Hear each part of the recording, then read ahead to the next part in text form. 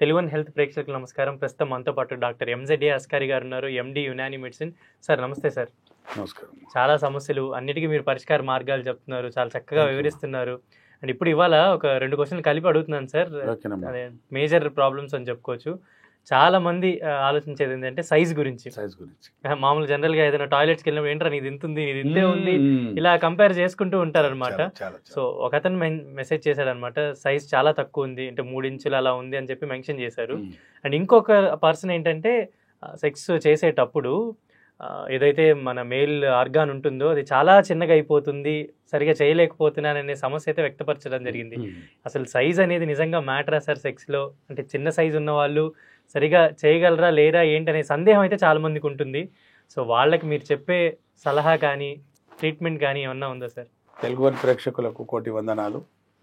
అసలు సైజ్ గురించి ఎన్నోసార్లు చెప్పడం జరిగిందమ్మా.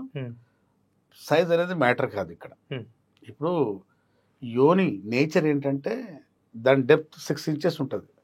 దాని వెడల్పు అంటావా, దానికి సాగే శక్తి ఉంటుంది, దానికి ఇలాస్టిసిటీ. ఇలా డైలెట్ అవుతుంటుంది, ఇలా కన్స్ట్రిక్ట్ అవుతుంది. మనం ఒక వేలు వేస్తే దానికి సరిపోయేటట్టు ఉంటుంది. మనం 2 వేలు వేసినా సరిపోతాయి, 3 5 వేసినా సరిపోతాయి. సాగే శక్తి ఉంటుంది దానికి. దేవుడు ఆ నేచర్ పెట్టాడు. ప్రతి మగాడికి అంట ఒక ఎస్టడీ ఉంది, ఏదో ఒక సందర్భంలో తన అంగాన్ని చూసుకొని దిగులు పడతాడట. అయ్యో నా అంగం వాళ్ళ అంగం లాగా లేక వాడి అంగం లాగా లేకపోయే అని. ఇప్పుడు ఆఫ్రికన్ ఖండంలో అటు ఇటు అంటే వాళ్ళ శరీరాలు అలా ఉంటాయి, వాళ్ళ పార్ట్నర్స్ యోనిలు కూడా అలాగే ఉంటాయి, జైంట్ పర్సన్స్ అలా ఉంటాయి. ఇప్పుడు బూత్ సినిమాల్లో అంటే పోర్న్ వీడియోలో కొన్ని ఆర్టిఫిషియల్ వీడియోస్ అంటే అంగాలు కూడా చూపించి అది నిజంగా ఇంత పెద్ద అంగం ఉంటుంది అన్నట్టు చూపిస్తుంటారు కొన్ని. ఆ చూసేంత ఈ మన ప్రేక్షకులు చూస్తారు కదా, భ్రమపడుతుంటారు. అని నా సైజ్ చిన్నగా ఉండే, వాళ్ళ సైజ్ పెద్దగా ఉండే.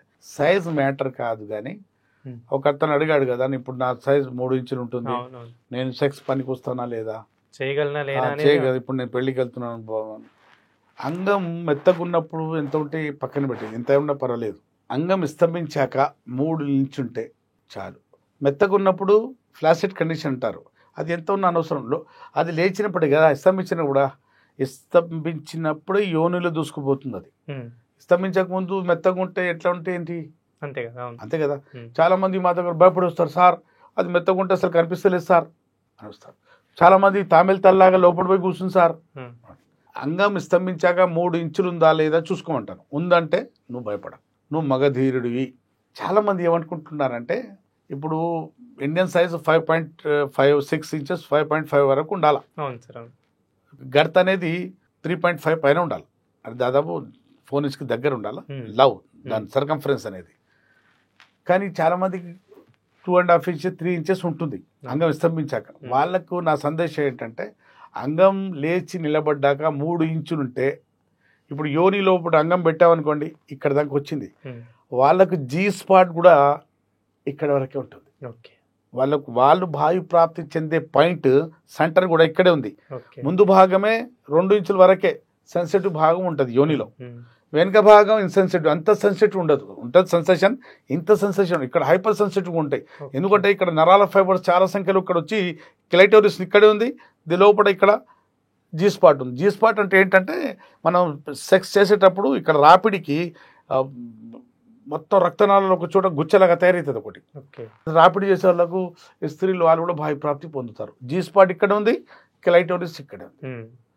చిన్న సైజు ఉన్నా కూడా ఏం కాదు, కాకపోతే దాంట్లో గట్టితనం ఉండాలి, దాంట్లో సస్టైన్ ఉండాలి, నిలకడ ఉండాలి.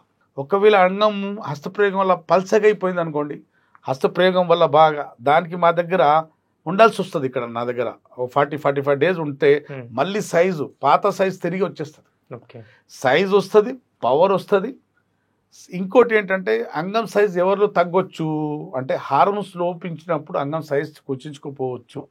అలాగే కొలెస్ట్రాల్ ఎక్కువై సిగరెట్ తాగే వాళ్ళలో, మందు ఎక్కువ తాగే వాళ్ళలో కూడా అంగం సైజ్ కుచించుకోపోవచ్చు.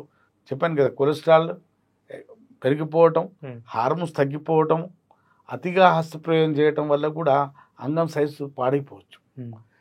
ఇంకా వేరే కొన్ని సర్జరీలు ఉంటే, కొన్ని పెనైల్ సర్జరీస్ అయి ఉంటే, లేదా అంగం మీద దెబ్బ తగిలినప్పుడు అంగము చిన్నగా అవ్వచ్చు.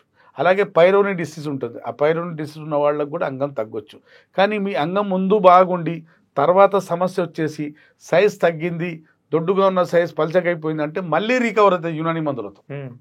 ఆ సైజ్ మొత్తం తిరిగి వస్తుంది, ఆ దొడ్డుతనం, ఆ లావ్, ఆ గర్త్, సర్కంఫరెన్స్ మొత్తం తిరిగి యునాని మందులు పెట్టే మందులు ఉంటాయి, అంగం మీద పెట్టే తైలాలు తీలాలు ఉంటాయి. మళ్ళీ అంగం దొడ్డుగా గట్టిగా రాడులాగా రౌతులాగా పాడైన సైజ్ మొత్తం తిరిగి వస్తుంది. యోనిలు దూసుకుపోయినంత రాకెట్ ఒక బుల్లెట్ లాగా తయారవుతుంది మళ్ళీ. సో సైజ్ గురించి అంటే ఎవరైతే బాధపడుతున్నారో వాళ్ళకి నాకు తెలిసి ఒక మంచి పరిష్కారం ఉంది. పుట్టుకతో చిన్నగుంటే దానికి ఏం చేయలేము. పుట్టుకతో చిన్నగుండి పలసగైపోతే పలస దానికి మళ్ళీ దొడ్డుగా చేసుకోవచ్చు. పుట్టుకతో చిన్నగుంది అంటే మనం దాన్ని పెద్దగా చేయలేము. అది పెద్దగా ఉండి హస్తప్రయోగం వల్ల పాడైపోయి 6 ఇంచులు ఉన్న అంగం 4 ఇంచులు అయిపోయింది అనుకోండి, మళ్ళీ 6 ఇంచులు వస్తుంది. ఇంత దొడ్డుగా ఉన్న 3.5 ఇంచ్ పైన 4 ఇంచ్ వరకు గడుతుంది అనుకోండి, వచ్చేసి 2 ఇంచ్ అయింది అనుకోండి, మళ్ళీ 4th ఇంచ్ వరకు పోవచ్చు. అది భయపడాల్సిన అవసరం లేదు. సెన్సేషన్ ఎక్కినా తగ్గించుకోవచ్చు. సైజ్ పెద్ద సైజు చిన్నగైనా దాన్ని మళ్ళీ పెంచుకోవచ్చు. దొడ్డుగా ఉన్న సైజు పలచగైంది అనుకో దాన్ని మళ్ళీ పెంచుకోవచ్చు. అంగంలో ఆకారం ఈ ముందు వెనక భాగం సైజ్ అంటే హస్తప్రయోగం చేసే వాళ్ళకి ఈ భాగం పాడైపోతుంది. ఇది లా ఉండి ఇది పలచగా అవుతుంది.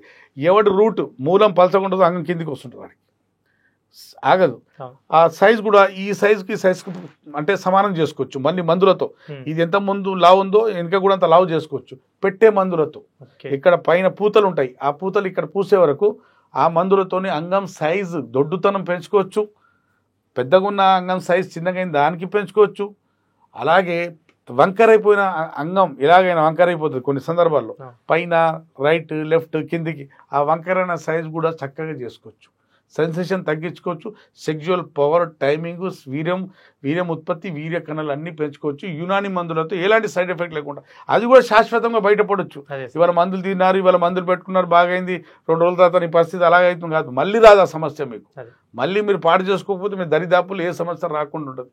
విన్నారు కదండి, మీకు ఇట్లాంటి సమస్య ఉంటే నాతో సంప్రదించండి, శాశ్వతంగా సమస్యతో మీరు బయటపడవచ్చు. అప్పటి వరకు సెలవు. ధన్యవాదాలు.